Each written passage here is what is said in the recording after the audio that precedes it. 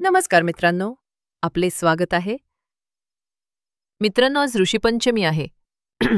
आजच्या दिवशी भगवान शंकरांनी देवी पार्वतीला सांगितलेली ऋषीपंचमीची कथा तुम्ही नक्कीच ऐका. ही कथा फक्त ऐकल्यानेच आपल्या मृत्यू झालेल्या सर्व पूर्वजांच्या पितरांच्या आत्म्याला तृप्ती मिळते. जो कुणी ही कथा ऐकतो त्याची कोटी कोटी पापे जळून भस्म होतात.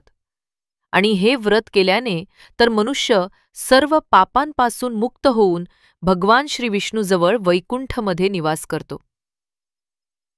कैलास पर्वतावर एका शांत संध्याकाळी भगवान शिव आणि देवी पार्वती सुखद वातावरणात बसून संवाद साधत होते.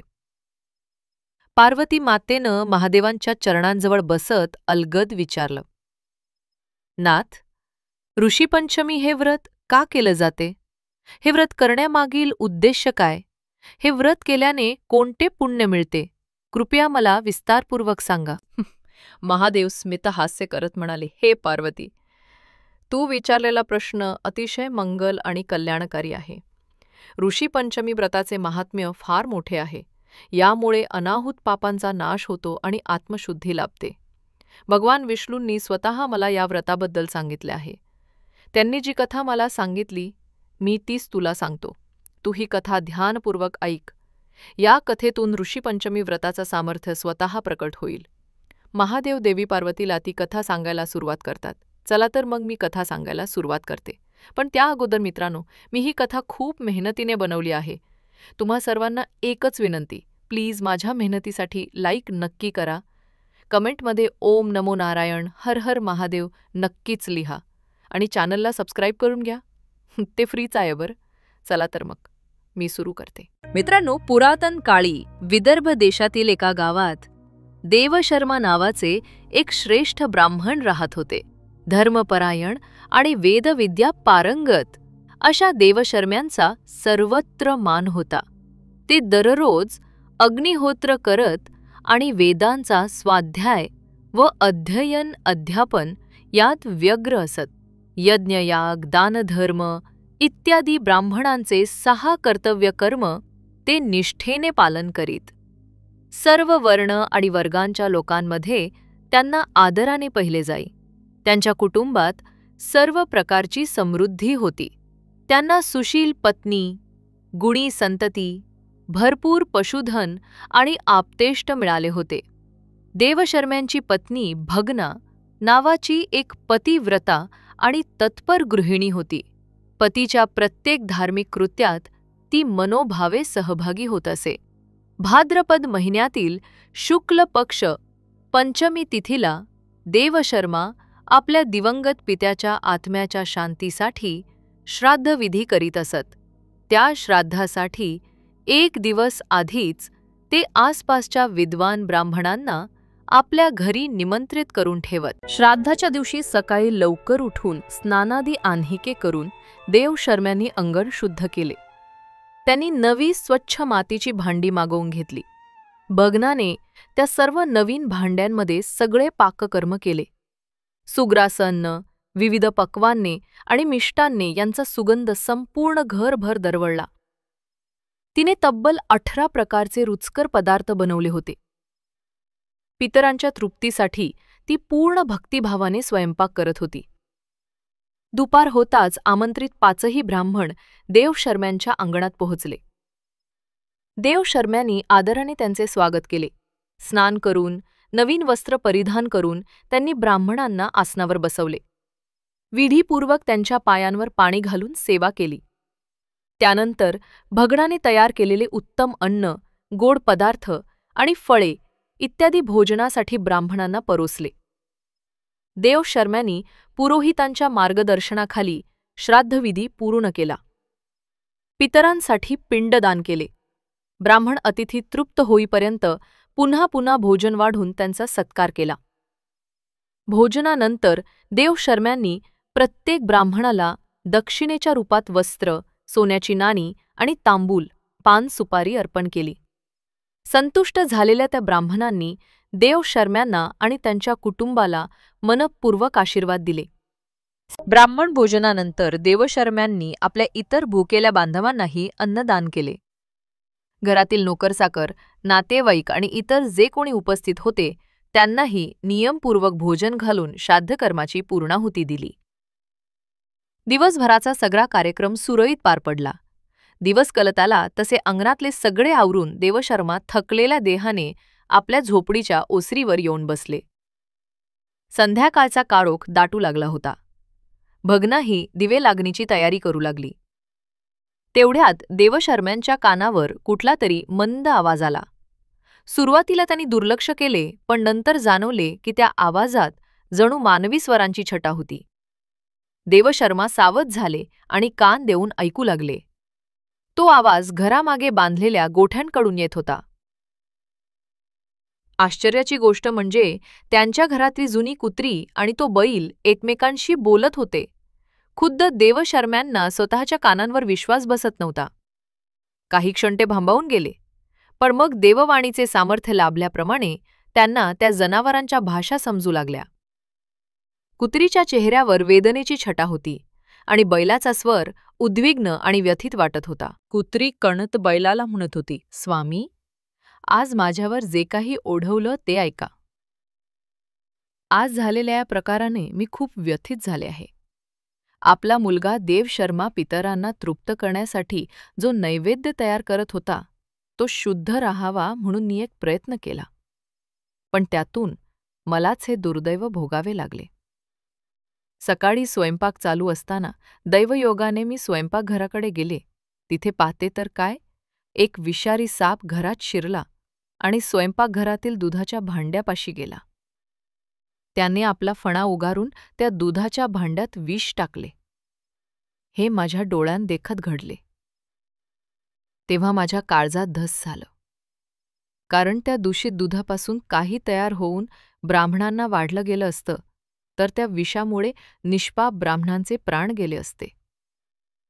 त्याचा महापाप आपल्या संपूर्ण कुटुंबाच्या माथी मारला गेला असता.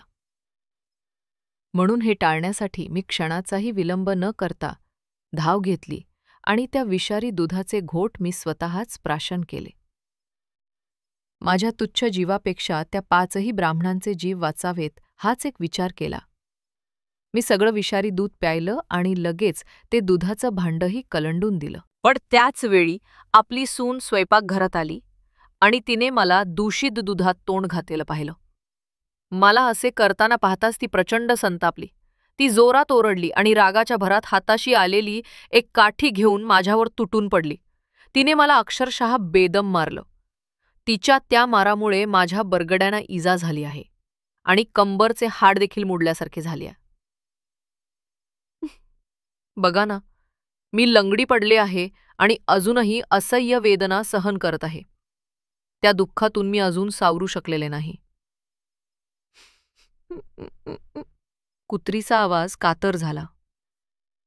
कुत्रीची कहाणी ऐकून बैल हळहळला.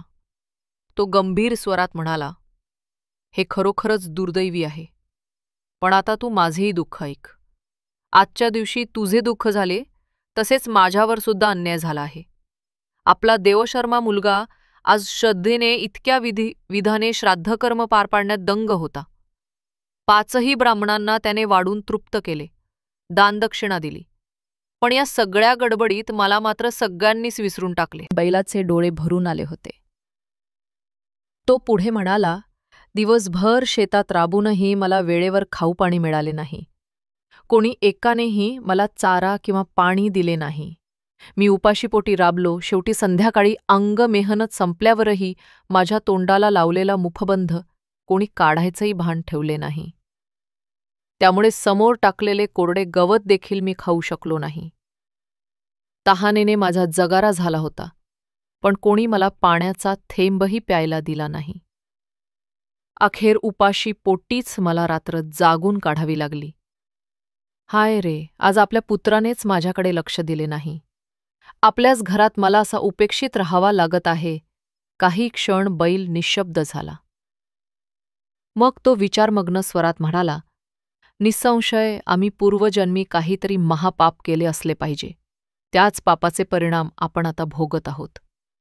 आपल्या दुःखाचे मूळ कारण आपले पूर्वसंचित पापच आहे. हे संवाद ऐकून ओसरीवर बसलेले देवशर्मा हादरले. जे काही ते ऐकत होते त्यावर त्यांचा विश्वासच बसेना. हातात पणती घेऊन बाहेर आलेली भगना देखील ते शब्द ऐकू शकली आणि थक्क झाली. देवशर्म्यांनी सावध पावलांनी गोठ्याकडे जाऊन पाहिले. तिथे अंधारात त्यांची पांगळी कुत्री जमिनीवर वाकडी झुकडी बसली होती आणि समोर त्यांचा जुना बैल निर्विकारपणे उभा होता. पण क्षणभरापूर्वी त्या जनावरांच्या तोंडून मानवी स्वरातली वचने उच्चारली गेली होती. देवशर्म्यांच्या डोळ्यांचे अक्षरशः पारणे फेडणारी ती अद्भुत घटना होती. ते मनातून प्रचंड व्यथित झाले आणि भारावूनही गेले. देवशर्म्यांनी शांतपणे त्या कुत्रीच्या डोक्यावर प्रेमाने हात फिरवला. आपल्यावर झालेल्या अत्याचारामुळे जनावरांनी पुन्हा मानवी आवाजात काही प्रतिक्रिया दिली नाही. मात्र कुत्रीच्या डोळ्यात अश्रू दाटले आणि बैलाने आपले मस्तक खाली झुकवले. देवशर्म्यांच्या मनात कोणती भावना प्रबळ आहे हे सांगता येत नव्हते.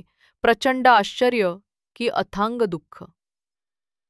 त्यांच्या लक्षात आले की या मुक्या प्राण्यात दुसरे तिसरे कुणी नसून त्यांचे जन्मदाता आईवडील वास करत आहेत. माझे वडील या बैलाच्या रूपात आणि माझी आई या कुत्रीच्या रूपात माझ्याच दारी का जन्माला याव्यात? देवशर्मा मनात विचार करू लागले. पूर्वजन्मी ह्यांनी असे कोणते कर्म केले होते ज्यामुळे त्यांची अशी स्थिती झाली? आणि आता त्यांच्या उद्धारासाठी मला काय करता येईल? असे अनेक प्रश्न त्यांना भेडसावू लागले. त्या रात्री देवशर्म्यांच्या डोळ्याला क्षणभरही झोप आली नाही. ते सतत भगवान विश्वराचे स्मरण करत आपल्या मातापित्यांच्या मुक्तीसाठी प्रार्थना करत राहिले. पहाट होताच त्यांनी एक दृढ निश्चय केला आणि आसेच्या शोधात घराबाहेर पडले. गावाच्या सीमेवरील एका रम्य वनात काही थोर ऋषीमुनी तपस्येला बसलेले असल्याचे देवशर्म्यांच्या ऐकण्यात आले होते. देवशर्मा तडक त्या दिशेने निघाले. आश्रमात प्रवेश करताच त्यांनी उच्च स्वरात नारायण हरी असा जयघोष केला. जटाधारी मुनींनी त्यांचे स्वागत केले. साक्षात वसिष्ठ ऋषी पुढे येऊन प्रेमाने म्हणाले, ब्राह्मण श्रेष्ठ, तुमच्या आगमनाचे प्रयोजन काय आहे? आपण इतक्या सकाळी आमच्या आश्रमात येण्याचे कारण कृपया स्पष्ट करा. वसिष्ठांसारख्या थोर तपस्वीचे दर्शन मिळताच देवशर्म्यांचे हृदय भरून आले. ते विनम्रपणे हात जोडून वसिष्ठांना म्हणाले, मुनिवर, आज खरेच माझा जन्म सार्थक झाला. कारण आपल्या पवित्र चरणांचे दर्शन मला लाभले. कालच मी शास्त्रानुसार पितृश्राद्ध करून ब्राह्मणांना भोजन घातले. कुटुंबातील सर्वांना जेवू घातले. सगळी क्रिया पूर्ण होऊन दिवस सरला. मात्र रात्री घडलेल्या एका घटनेने माझे चित्त अतिशय व्याकुळ झाले आहे. देवशर्म्यांच्या डोळ्यात अश्रू तरळले आणि ते पुढे सांगू लागले, गुरुवर्या, काल श्राद्धानंतर रात्री मी माझ्या दारी बसलो असताना आमच्या घरातील पाळीव कुत्री आणि बैल यांच्यात झालेला संवाद मी प्रत्यक्ष कानांनी ऐकला. ते दोन्ही मुक्या प्राण्यांचे रूप घेतलेले जीव अचानक मानवी भाषेत बोलू लागले होते. त्यांच्या बोलण्यातून माझ्या लक्षात आले की ते दुसरे तिसरे कुणी नसून माझेच आई आणि वडील आहेत. मी हे उघड्या डोळ्यांनी पाहिले आणि कानांनी ऐकले, म्हणूनच आपल्यासमोर ही सत्यकथा मांडतो आहे. माझे वडील या बैलाच्या रूपात जन्मले आहेत आणि माझी जन्मदात्री आई या कुत्रीच्या योनीत जन्मली आहे. हे कळताच माझे हृदय फार व्यथित झाले आहे. मी आपल्या जन्मदात्यांची अशी स्थिती पाहून व्याकुळ झालो आहे. त्यांनी पूर्वजन्मी कोणते पाप केले होते हे मला समजत नाही, पण त्याचे परिणाम आज त्यांना भोगावे लागत आहेत.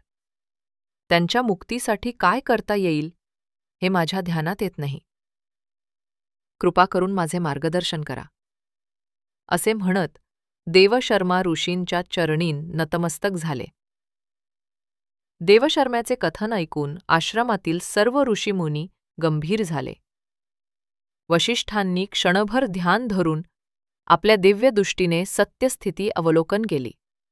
त्यांना सर्व पूर्वकथा कळली.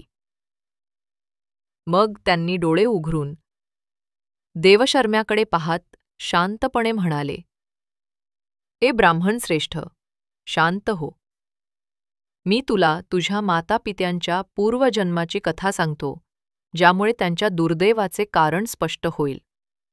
लक्षपूर्वक ऐक. पूर्वी कुंडिनपूर नावाच्या नगरीत तुझे वडील एक मान्यवर ब्राह्मण होते. ते रूपवान, विद्वान आणि प्रतिष्ठित होते.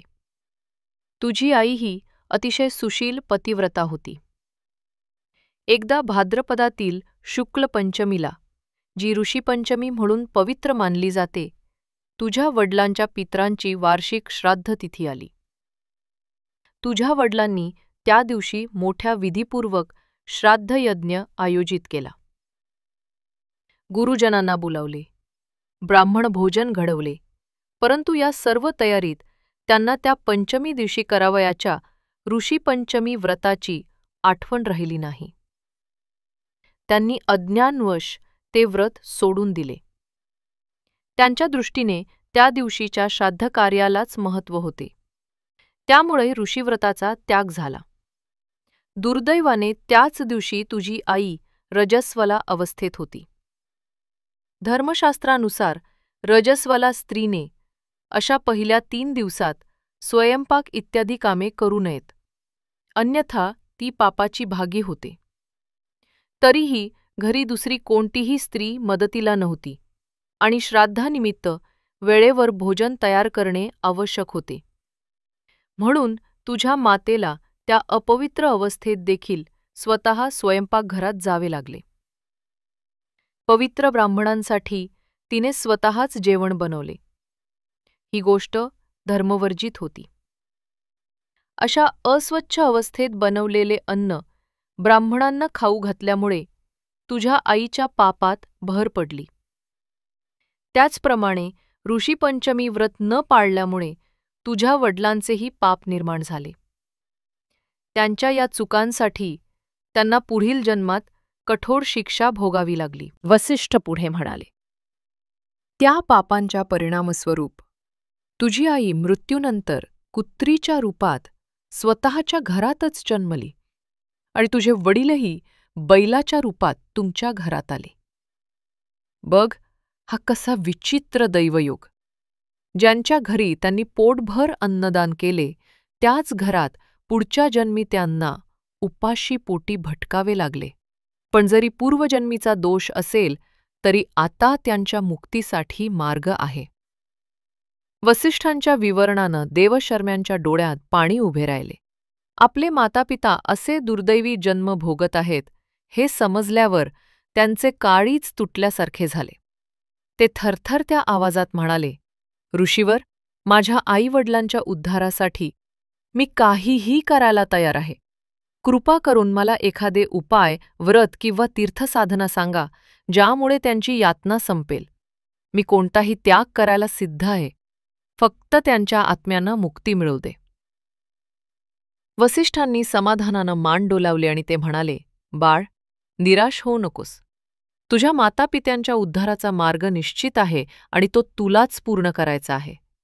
तो म्हणजे ऋषी पंचमी व्रत.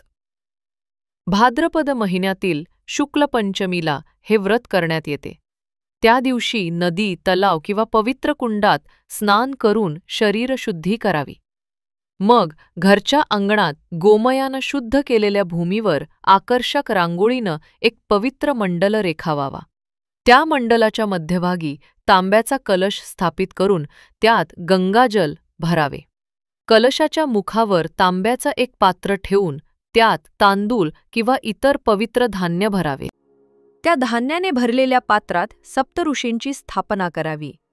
सप्तऋषी म्हणजे कश्यप, अत्री, भारद्वाज, विश्वामित्र, गौतम, जमदग्नी आणि वसिष्ठ.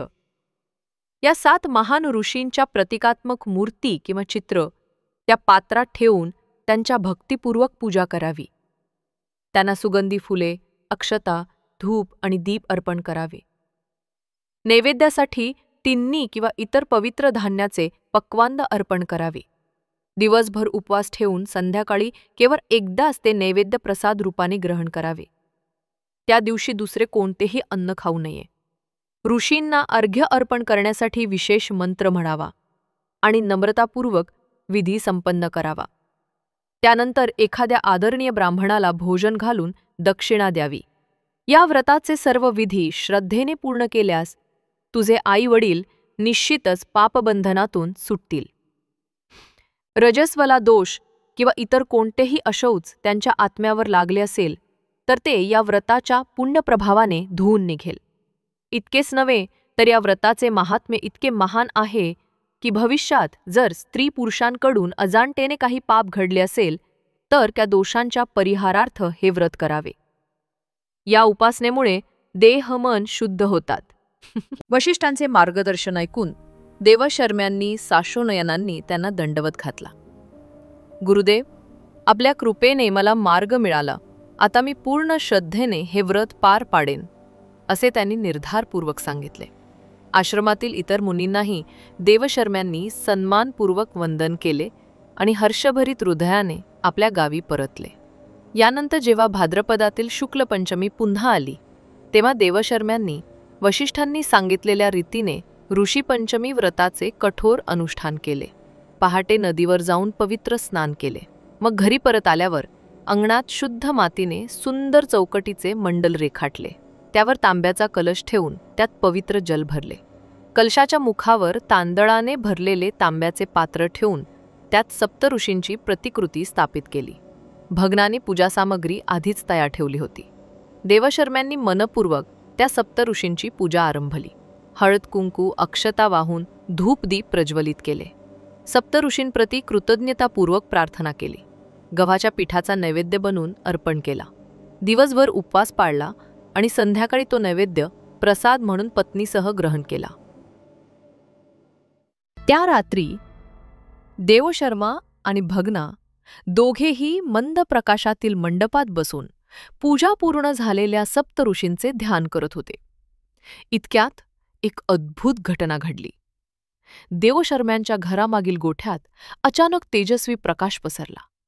चकित होऊन देवशर्मा बाहेर धावले तर त्यांना विस्मयाचा धक्का बसला.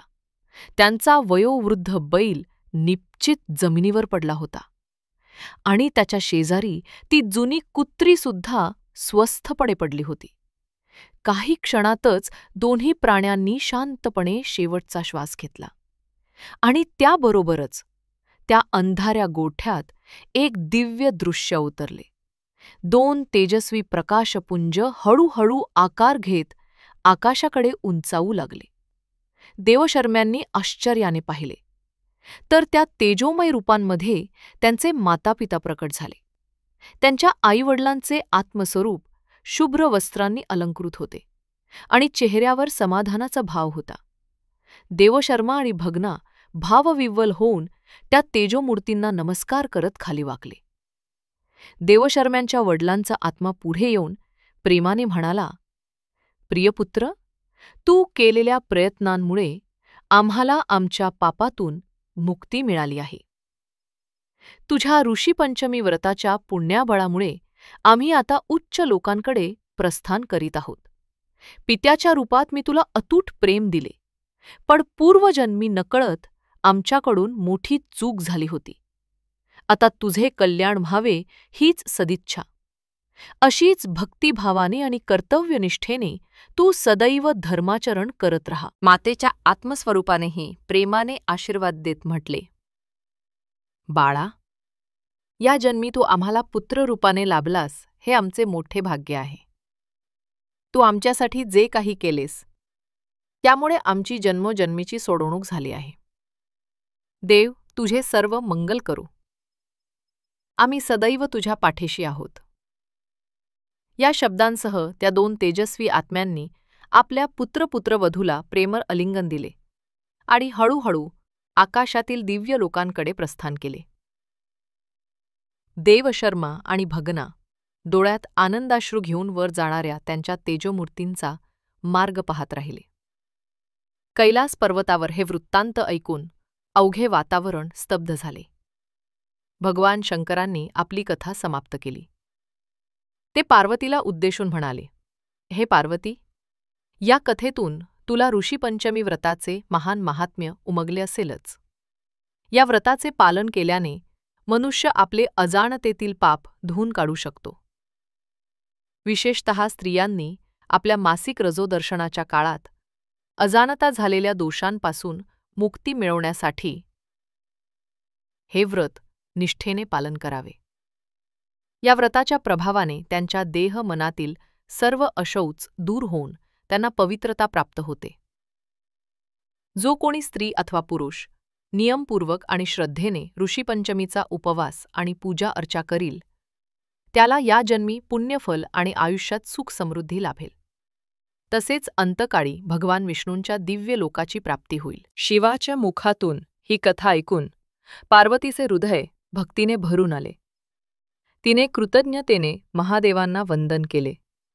ऋषीपंचमी व्रताचे महात्म्य पूर्णपणे उमगल्यानंतर पार्वतीने निश्चय केला की ह्या पवित्र कथेसारखेच उपदेश सर्व स्त्री पुरुषांनी ध्यानात ठेवावेत.